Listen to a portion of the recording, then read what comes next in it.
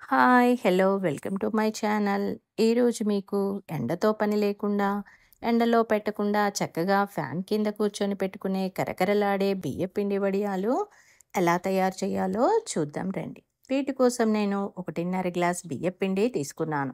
ఇలా కొలిచి పెట్టుకొని స్టవ్ మీద ఏదైనా గిన్నెను లేదా పాన్ మీ ఇష్టం ఏది అవైలబుల్‌గా ఉంటే అది పెట్టి 1.5 గ్లాస్ పిండికి 3 గ్లాసుల వాటర్ పోసి మరగనివ్వాలి.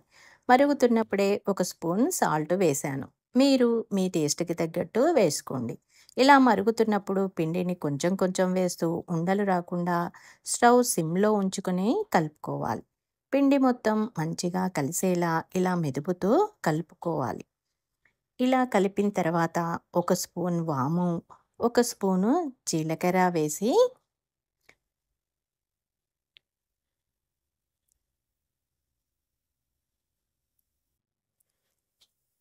పిండిని చక్కగా కలుపుకోవాలి.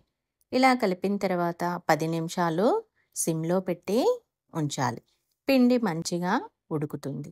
10 నిమిషాల తర్వాత స్టవ్ ఆఫ్ చేసి పిండి చల్లారనివ్వాలి.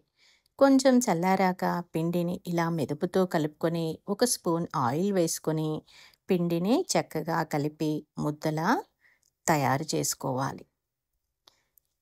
ఇలా ముద్దగా చేసి పెట్టుకొని మనకి కావలసిన సైజులో చిన్న చిన్న ముద్దలు తీసుకొని ఉండలు చేసి పెట్టుకొని ఒక ప్రెస్ తీసుకొని అందులో కవర్ పెట్టి ఫస్ట్ టైం ఒకసారి కొంచెం ఆయిల్ రాసుకొని ఉండని పెట్టి నెమ్మదిగా ప్రెస్ చేస్తే సరిపోతుంది. అంతే మన వడియం వచ్చేస్తుంది.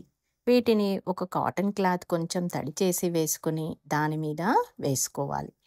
వీటిని చక్కగా ఫ్యాన్ కింద 2 రోజులు ఆరనివ్వాలి. 2 రోజుల తర్వాత మనకు వడియాలు చక్కగా ఇలా ఆరిపోతాయి.